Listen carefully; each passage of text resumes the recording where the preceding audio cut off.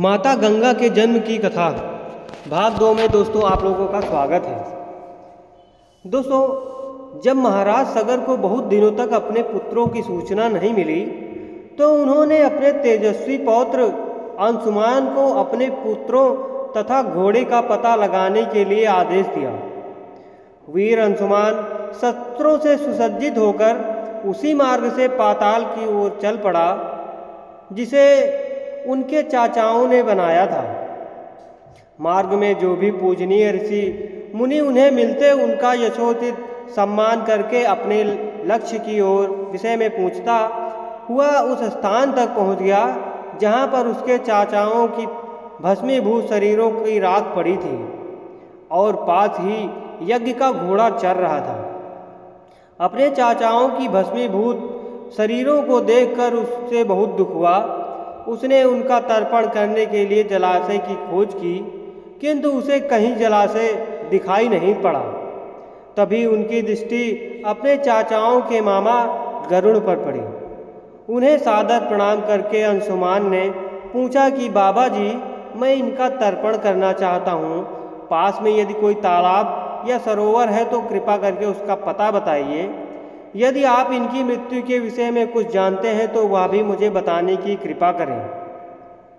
गरुड़ ने बताया कि किस प्रकार उनके चाचाओं के कपिल मुनि के साथ उद्दंड व्यवहार किया था, जिसके कारण कपिल मुनि ने उन सबको भस्म कर दिया। इसके पश्चात गरुड़ जी ने अंशुमान से कहा कि ये सब अलौकिक शक्ति वाले दिव्य पुरुष के द्वारा भस्म किए गए हैं, अतः अलौकिक जल से तर्पण करने से इनका उद्धार नहीं होगा। केवल हिमालय की ज्येष्ठ पुत्री गंगा के जल से ही तर्पण करने पर इनका उद्धार संभव है। अब तुम घोड़े को लेकर वापस चले जाओ जिससे कि तुम्हारे पितामह का यज्ञ पूर्ण हो सके। गरुड़ जी की आज्ञानुसार अंशुमान वापस अयोध्या पहुँचे और अपने पितामह को सारा वृत्तांत सुनाया। महाराज सगर ने दुखी मन से यज्ञ को पूरा किया। वे अपने पुत्रों के उद्धार के लिए गंगा को पृथ्वी पर लाना चाहते थे, पर ऐसा करने के लिए उन्हें कोई भी युक्ति न सूझी। थोड़ा रुककर ऋषि विश्वामित्र ने कहा, महाराज सगर के देहांत के पश्चात अंशुमान बड़ी न्यायप्रियता के साथ शासन करने लगे। अंशुमान के परम प्रतापी पुत्र दिलीप हुए।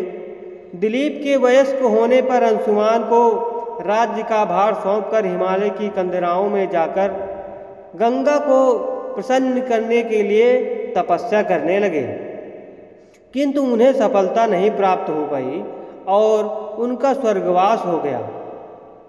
इधर जब राजा दिलीप का धर्मनिष्ठ पुत्र भागीरथ हुआ तो उसे राज्य का भार सौंपकर दिलीप भी गंगा को पृथ्वी पर लाने के लिए तपस्या करने चले गए, पर उन्हें भी मनवांछित फल नहीं मिला।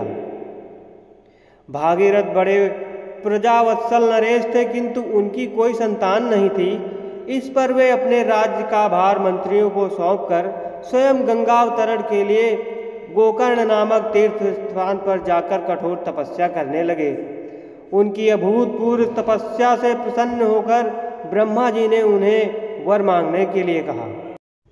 भागीरथ ने ब्रह्मा जी से कहा, हे प्रभु, यदि आप मुझ पर प्रसन्न हैं तो मुझे यह वर दीजिए कि सागर के पुत्रों को मेरे प्रयत्नों से गंगा का जल प्राप्त हो, जिससे कि उनका उद्धार हो सके। इसके अतिरिक्त मुझे संतान प्राप्ति का भी वर दीजिए ताकि इक्ष्वाकु वंश नष्ट न हो।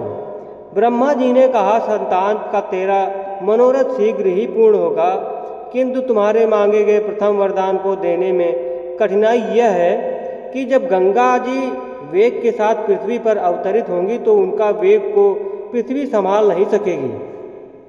गंगा जी के वेग को संभालने की क्षमता महादेव जी के अतिरिक्त किसी में भी नहीं है। इसके लिए तुम्हें महादेव जी को प्रसन्न करना होगा। इतना कहकर ब्रह्मा जी अपने लोक चले गए। भागीरथ ने साहस नहीं छोड़ा। वे 1 वर्ष तक पैर के अंगूठे के सहारे खड़े होकर महादेव जी की तपस्या करते रहे। केवल वायु के अतिरिक्त उन्होंने किसी अन्य वस्तु का भक्षण नहीं किया। अंत में इस महान भक्ति से प्रसन्न होकर महादेव जी ने भागीरथ को दर्शन देकर कहा कि हे भक्त श्रेष्ठ, हम तेरी मनोकामना पूरा करने के लिए गंगा जी को मस्तक पर धारण करेंगे। इसकी सूचना पाकर विवश होकर गंगा जी को सुरलोक का परित्याग करना पड़ा।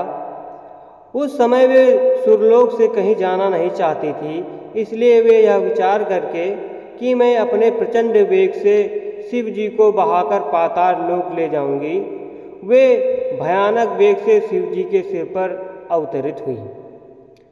गंगा के इस वेगपूर्ण अवतरण से उनका अहंकार शिव जी से छुपा ना रहा। महादेव जी ने गंगा की वेगवती धाराओं को अपने जटाजूट में उलझा दिया। गंगा जी ने अपने समस्त प्रयत्नों के बाद भी महादेव जी के जटाओं से बाहर ना निकल सकी। गंगा जी को इस प्रकार शिव की जटाओं में विलीन होता देख भागीरथ ने फिर शंकर जी की तपस्या की। भागीरथ के इस तपस्या से प्रसन्न होकर भगवान शंकर ने गंगा जी को हिमालय पर्वत पर स्थित बिंदुसर में छोड़ा। छूटते ही गंगा जी 7 धाराओं में बढ़ गईं। गंगा जी की 3 धाराएं वादिनी, पावनी और नलनी पूर्व की ओर प्रवाहित हुईं। सुचक्षु, सीता और सिंधु नाम की 3 धाराएं पश्चिम की ओर बहीं और 7वीं धारा महाराज भागीरथ के पीछे पीछे चली। जिधर जिधर भागीरथ जाते थे उधर उधर ही गंगा जी जाती थी। स्थान स्थान पर देव, यक्ष, किन्नर, ऋषि मुनि आदि उनके स्वागत के लिए एकत्रित हो रहे थे। जो भी उस जल का स्पर्श करता था भाव बाधाओं से मुक्त हो जाता था। चलते चलते गंगा जी उस स्थान पर पहुंच गई जहां जानु ऋषि यज्ञ कर रहे थे। गंगा जी अपने वेग से उन्हें उनके यज्ञशाला को संपूर्ण सामग्री के साथ बहाकर ले जाने लगी। इससे ऋषि को बहुत क्रोध आया और उन्होंने क्रुद्ध होकर गंगा का सारा जल पी लिया। यह देखकर समस्त ऋषि मुनियों को बड़ा विस्मय हुआ और वे गंगा जी को मुक्त करने के लिए उनकी स्तुति करने लगे।